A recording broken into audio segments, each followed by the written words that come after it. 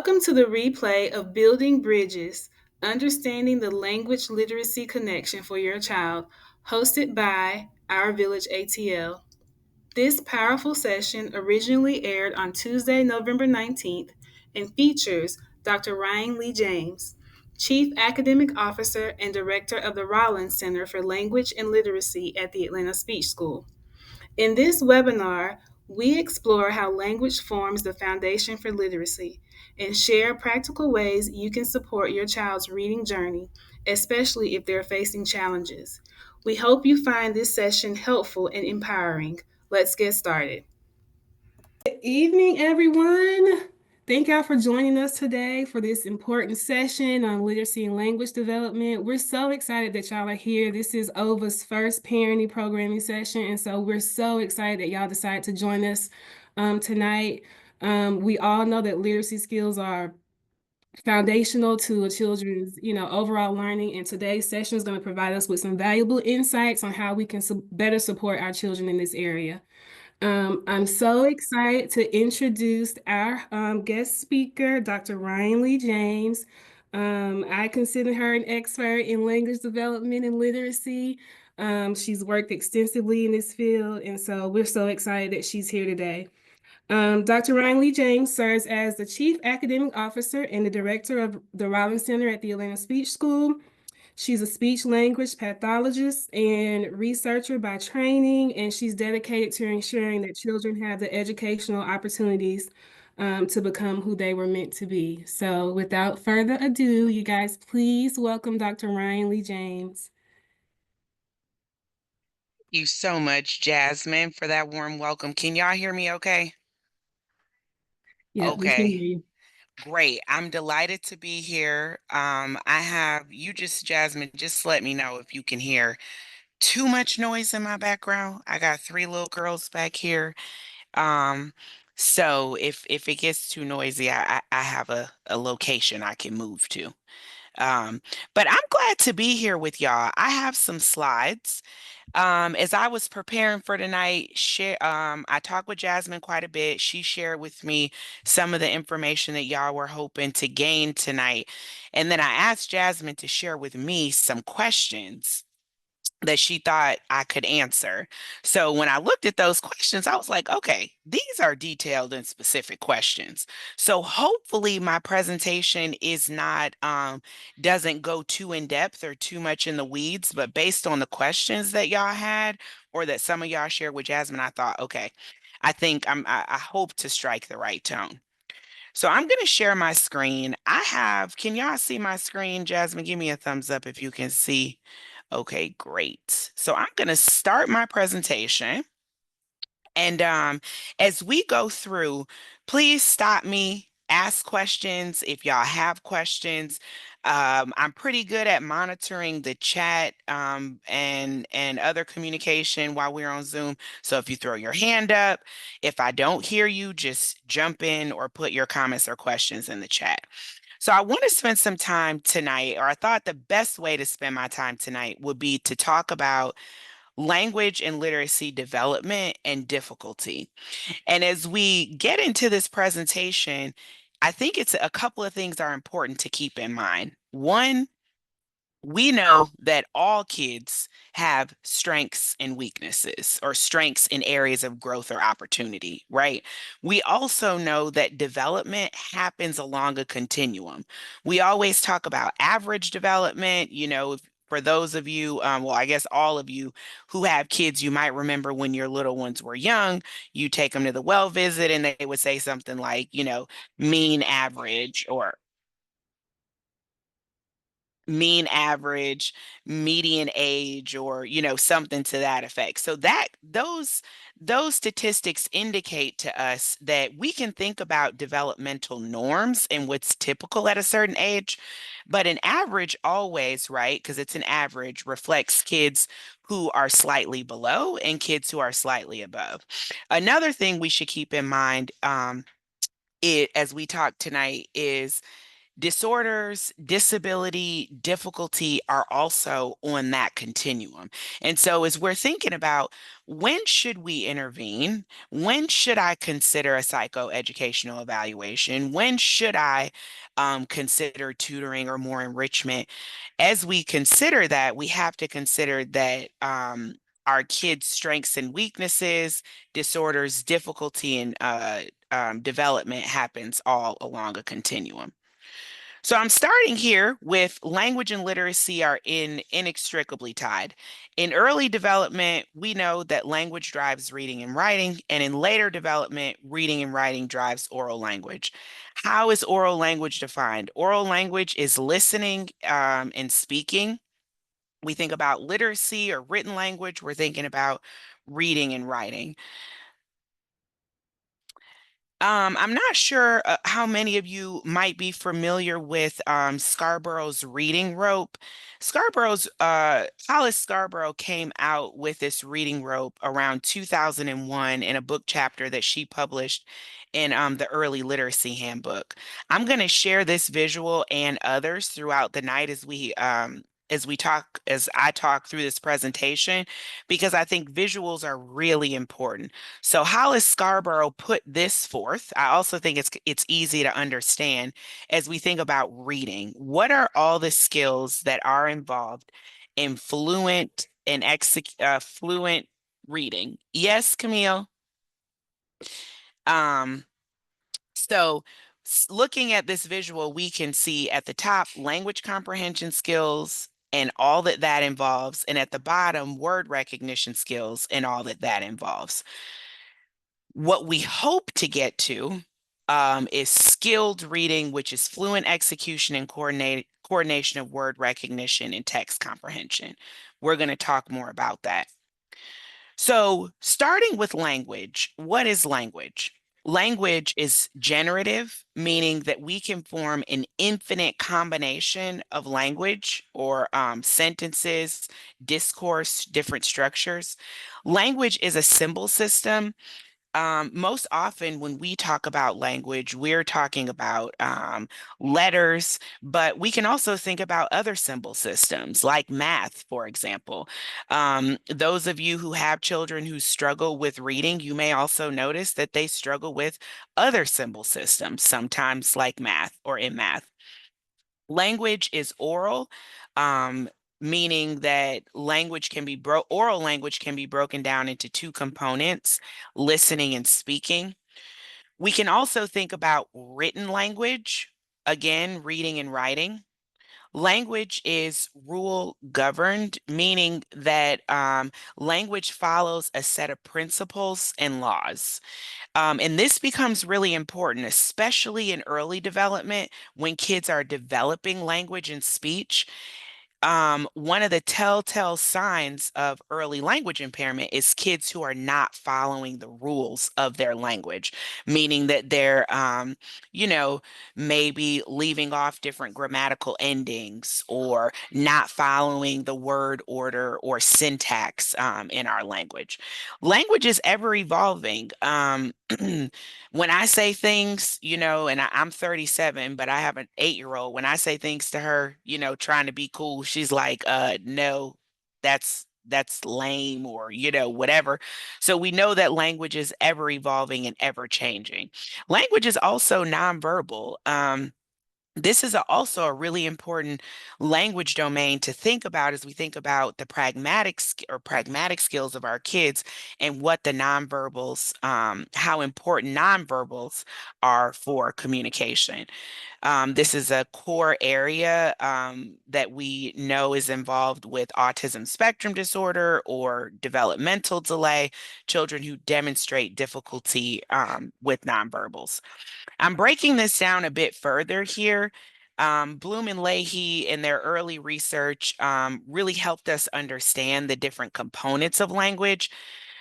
We don't need to go through all these, but I want you to know them. I'll share this presentation with Jasmine because if you have concerns about your child's language, when you go to talk to their teacher, their SLP, when you go for a potential or when you're considering an evaluation, being able to talk about those areas of language that may be of difficulty for your child.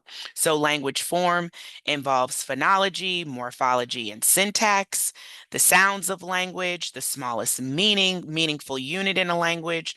So, think about phonemes in a word like cat. There's three phonemes there, k, at. Kids who struggle with oral language in phonology will also most likely struggle when they're tasked with phonemic awareness activities or and emergent literacy activities in this area. Morphemes are the smallest meaningful sound unit in a language. So you can think about a morpheme like ed, ing, grammatical morphemes, and also derivational morphemes, est. Again, children who struggle with language will also struggle with these rules. The remaining content on the slide, I've got semantics, vocabulary, and meanings, phrase meaning, and language use, which involves pragmatics, essentially how we use and make sense of language and context. Again, these areas are really focused on oral language, listening and speaking, but they also are components of written language. And so pragmatics is not only an important skill in discourse, right? Like you think about how our pragmatic skills develop. I have a 3-year-old and she will, show you her belly. Well, that is typical pragmatic behavior for a child at 3 years old, right? But at 10 years old, if a child is saying, "Hey, let me show you my belly," we're like, well, that's odd. This child may not understand the social rules of language and how to make sense of that in context. Okay, so how does language develop? We know from decades and decades of research that by the third trimester of pregnancy, a fetus's auditory channel comes online and they are able to hear sounds in utero. This is early development of that sound system, that phonological, that auditory system that's already beginning to come online. Once a child is born, we know that rapid and abundant development happens, millions of synapses being formed per second in the birth to 5 years old stage. In this stage, children are really developing language in their environment and through incidental and unstructured opportunities. Again, so I mentioned my 3-year-old Camille, who is also at the speech school. She is learning language and has been learning language just by being in an environment where language is being spoken. And so Camille is already understanding, right, those syntactic rules of language. Subject, verb, object, that's our syntactic word order in English. And I have been said to her, Camille, okay, subject, verb, object in English. She is learning that syntax just from being in an environment where language is spoken. Interestingly, we see that children who do not have rich language experiences at home, sometimes we'll come to school with vocabularies, with smaller vocabularies, with less familiarity with language. So early learning is also critical. So for those of us who have little ones, it's critical that they are uh, in environments that are pushing in language through unstructured and structured activities. Kindergarten through third grade, really, we could say kindergarten, through high school and beyond. Um, Children are really require explicit and systematic literacy instruction in order to become strong readers, writers, and spellers. Now, depending on when you went to elementary school, you may remember how you were taught to read. And some of us were taught to read using explicit and systematic approaches. And those of us who were, you can probably encounter any word now, read it, but also be able to spell it. Those of us who maybe did not get this explicit instruction, we may hear a word and try to spell it and struggle. There are many adults today who still struggle with reading or with spelling, myself included. And not because I think I have a learning disorder, but really because I have not been taught explicitly many of the rules of how our language works. So back here, I want to share these back to this forum content and use. Here's some school age indicators of language difficulty. I'm going to leave these up here for a second. I'll call out a few of them. Jasmine, is my background noisy? Are you sure? Okay, please let me know because it's loud to me. So, but if it's not to y'all, I'm good. So thinking about a school age child, and what I'm considering school aged is 5 years old and older. These indicators that I have on the screen are just things for us to think about and consider, parents to consider as we're thinking about, you know, should I reach out to the speech school? Should I reach out to an SLP? Is my child struggling to develop language? Here are some indicators. So, use of non-specific words. Kids who use a lot of words like stuff and things, a lot of excessive filler words, and not and really emphasis on excessive. Because a lot of us do as we're trying to gather our thoughts, but this would be something that some use that's considered excessive. Circumlocutions means sort of talking around, maybe using non-specific language, just trying to describe something. This could also be indicative of retrieval difficulties, which is common in children who have speech and language delay as well as dyslexia. Let me go to the next slide because I have many more on this slide too. Difficulty with inferences and verbal reasoning, difficulty understanding multiple meanings. Early on in development, this may show up as difficulty following multi-step directions. So you might you might say to your little one, grab your shoes, grab your coat, and meet me at the car. Whoa. For some kids, that's a lot of information to process at one time. And an early indicator of language impairment is difficulty being able to follow directions, limited vocabulary breadth and depth, and difficulty sequencing ideas or events. I'm going to keep going. Y'all let me know if you have anything. I see some things in the chat. Oh, nothing yet. Okay. So again, coming back to this point, that language and literacy are inextricably tied. And so as we think about how reading skills develop, how writing skills develop, and how spelling skills develop, really those skills are dependent upon a child's oral language ability. How well do they understand? How well do they communicate and understand in their language? Do they understand the phonological structure in their language? Do they understand how sounds can be put together in a word? Do they understand how words can be put together in sentences? These are things that those of us who did not struggle to develop language really take for granted, but these are critical skills that kids need if they're going to read and read well. I'm making this point again to say that um, early language difficulty is the key indicator for later reading, writing, and spelling difficulty. So again, I don't want to read all this. I'm putting this here because this is more information about reading. I lifted this information directly from the American Speech Language Hearing Association. On the left of the screen, you'll see another visual. This is Scarborough's reading rope that was re-envisioned in 2015. And what you see in this version of Scarborough's reading rope is that executive functions are wrapped around the rope.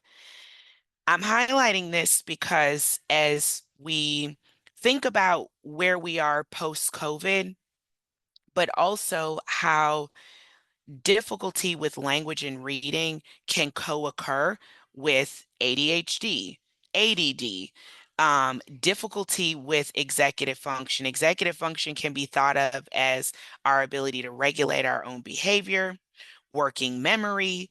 Can you hold information in mind while doing something else? I'm seeing a lot of moms on the call. We're used to really exercising our working memory, right? Holding something in your mind. I know I'm supposed to be doing this while you're also working on something else. Executive function can also be thought of as cognitive flexibility. How easy can you move between or be flexible in your thinking. And so executive functions are really key for reading and writing, especially when we think about comprehension.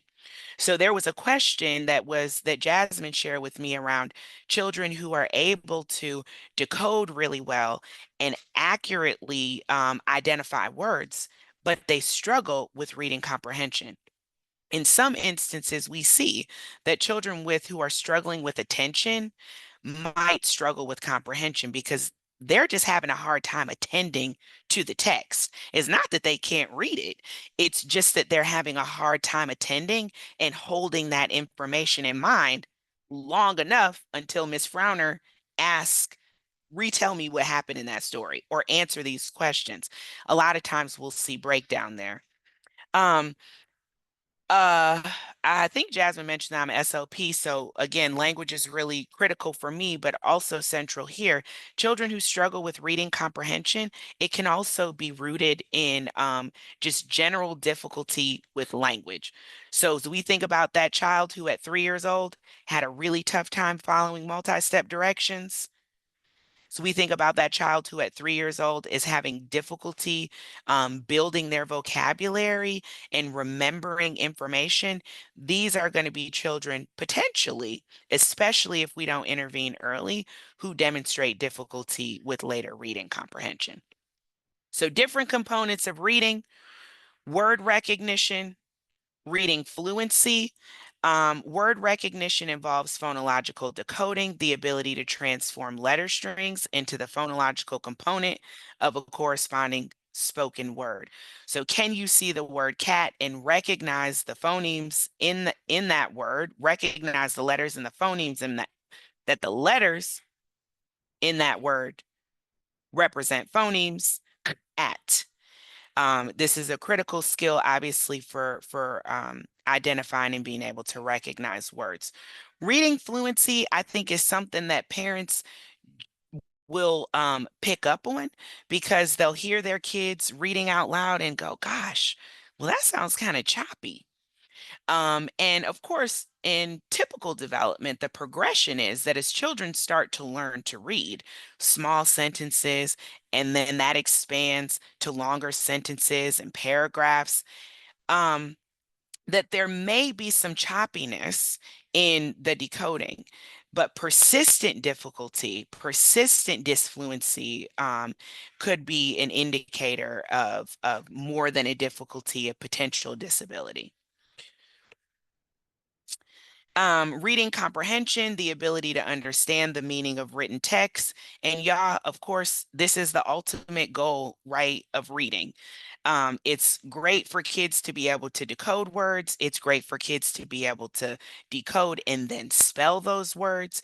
It's great for kids to be able to tell us the different rules of decoding, the floss rule or magic E, or these different rules that we may learn through our Will Center or in Gillingham training.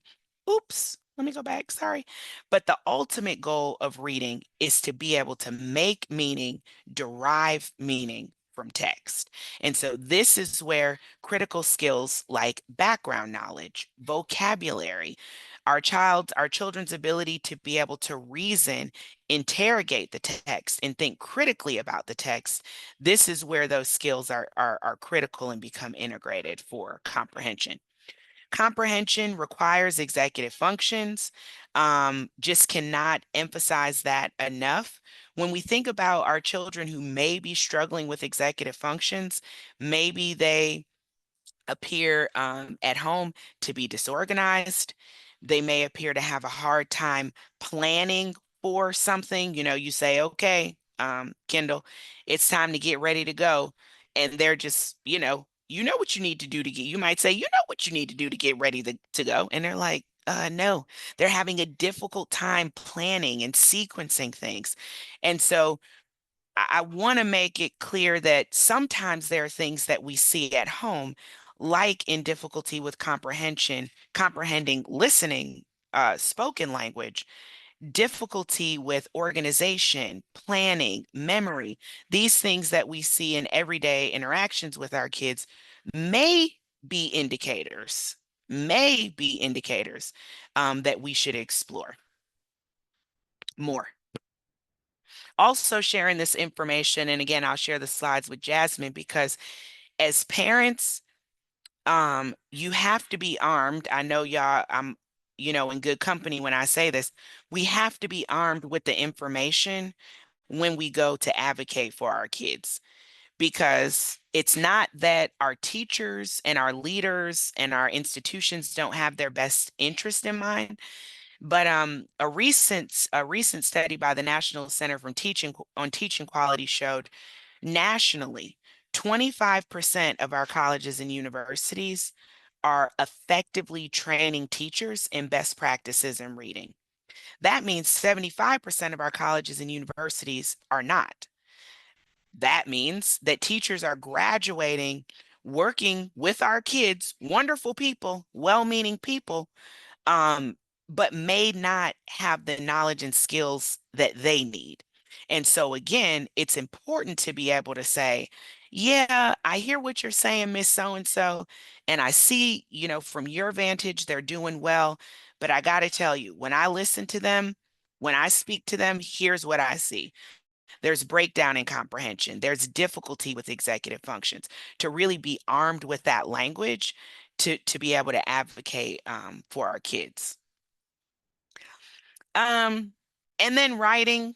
I think I'm at 7:31. Let me just share a few more slides here. So we've talked about language, we've talked about reading a little bit, and writing.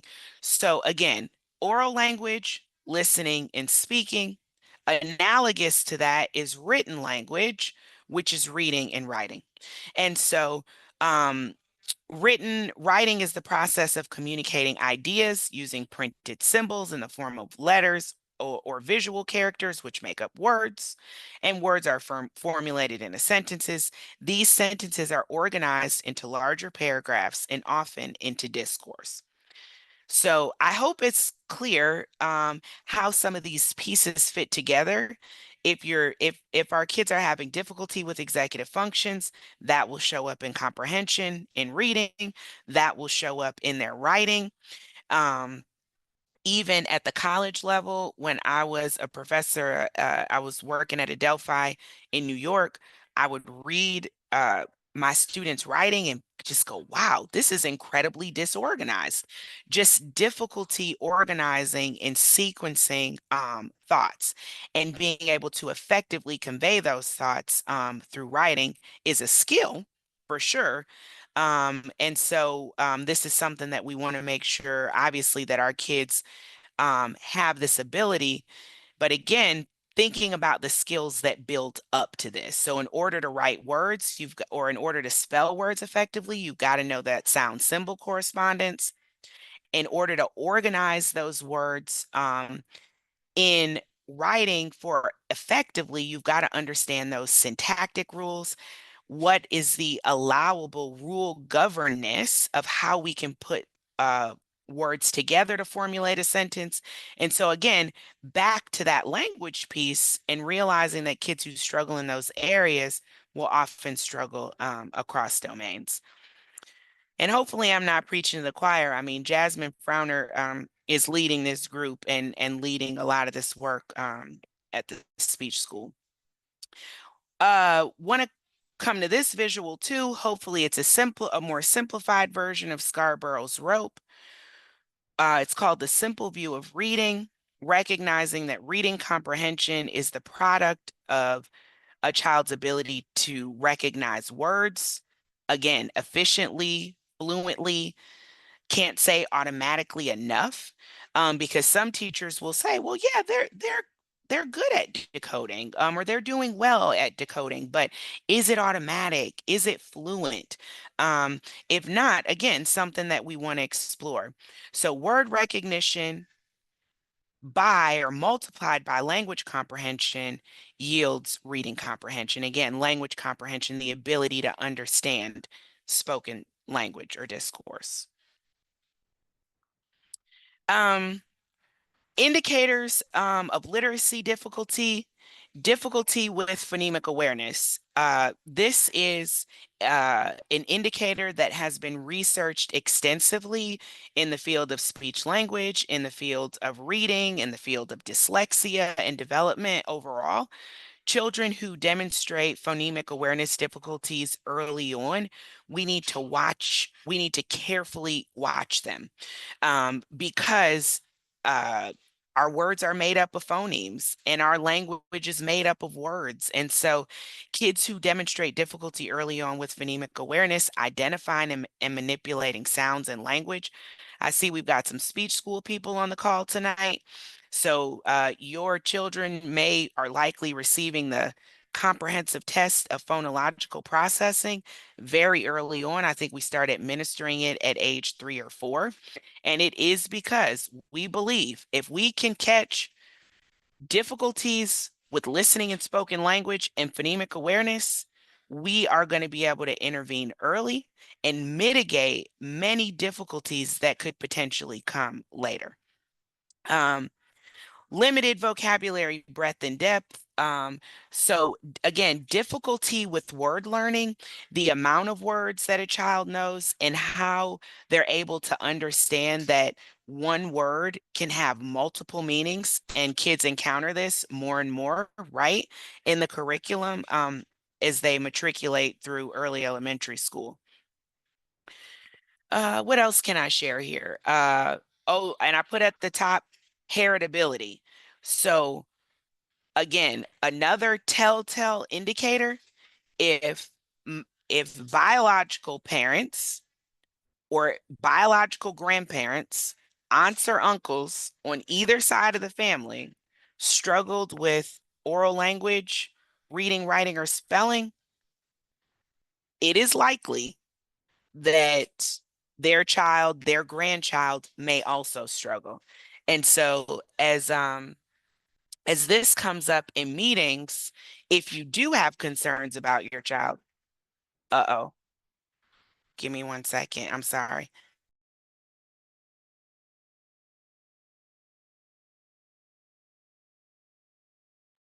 This a wild night, y'all. This is a wild night. Okay, I'm sorry. I'm back. Heritability. As we're in meetings and having conversations, advocating for our kids or others' kids, thinking about and being sure to raise heritability.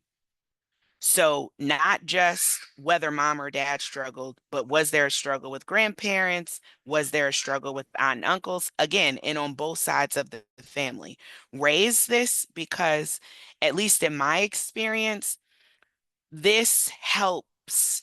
This helps in making a diagnosis. So if I'm on the fence about, Miss Frowner's child, and then she tells me that dad struggled with reading and writing and granddad struggled with, I'm like, okay, I'm going to err on the side of caution, because we know that heritability is something that we really need to consider. Insert everything from the oral language slides here. You combine all of these indicators. Remember, a child doesn't have to be demonstrating all of these, right? And some of us do have difficulty to some degree. I think the question is, how how persistent is that difficulty? How early did we recognize that difficulty? And even with appropriate interventions and support, is my child or is this child still struggling, are questions for us to ask.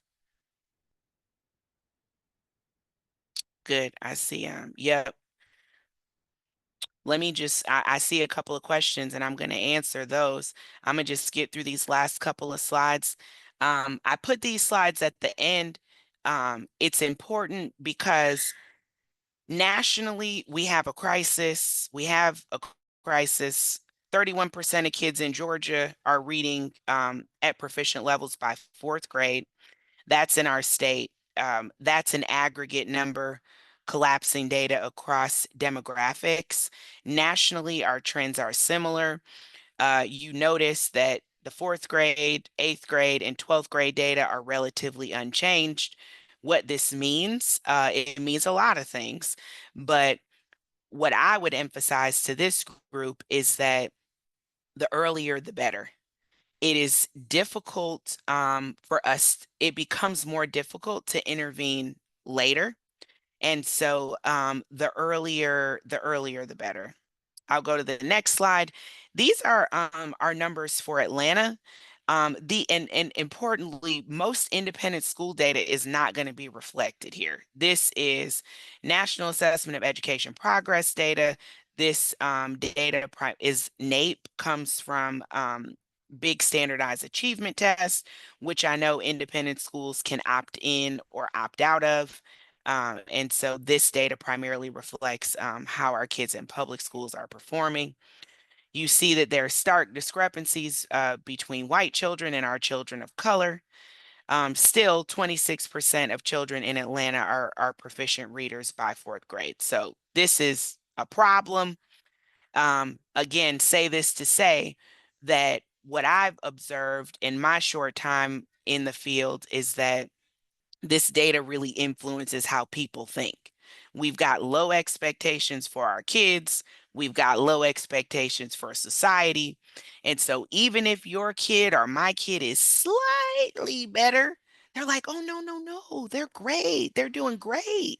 We call this the frog pond effect in research, where everybody is low and so you're like, oh, no, no, no. Ryan's not that low. It's like, yes, she is. Everybody's low, but she's high low, but she's still low. And so, this is really important for us to consider as we advocate for our kids. I think this is my last slide, almost. Finally, uh, on special education caseloads in the area of speech language impairment, dyslexia, DLD, developmental language disorder, children who are Black, Hispanic, and children who are reared in economically disadvantaged backgrounds are significantly less likely to receive services under our Individuals with Disabilities Education Act. So Parts B and Part C of IDEA, special education laws that are governing 0 to 3 and 3 years old to 21 years old, we see that in certain categories, and years ago it used to be that we would always say, well, Black and brown kids are overrepresented. Now we're more careful. Many of us are more careful to kind of qualify that by saying Black and brown kids may be overrepresented in some areas, maybe emotional behavioral disturbance, you know, maybe in other areas. But what we're kind of seeing nationally is that these demographics are less likely to get a diagnosis of dyslexia and less likely to get a diagnosis of speech and language impairment. And then these are resources y'all just need to know about. The National Center on Improving Literacy has a ton of resources for parents, really around advocacy, around building your knowledge. What is reading? How does it develop? What's writing? What's dyslexia? Um, it's also important to get familiar with our local school district's role and responsibility. So Jasmine and I were just having this conversation a couple of days ago. Whether you are in independent schools or not, the public school system has a responsibility still to our kids as taxpayers. So our kids can receive evaluations through the public schools. Our kids, in some instances, can receive services still through the public schools. And so these are things that we need to know about. Many of us have probably been in the position of paying, 5,000, 6,000 for a psychoeducational evaluation. But we need to be really clear about what our tax dollars afford us, and we can talk about that. Um, Two Senate bills, 233, which is brand new. Typo here, but it's Georgia Promise Scholarship. We just talked about this morning. One of my colleagues attended a town hall on this. Um, This was passed by the last legislative session and got signed by Governor Kemp. This provides access to maybe up to $6,500, I think it is, for families who, um, for children who need intervention. This would cover therapies, interventions, um, specialized schools. So, getting familiar with Senate Bill 233, we're still learning about it. Again, it's brand new. Many of us are familiar with Senate Bill 10. Cox Campus at the Atlanta Speech School has a ton of resources for families.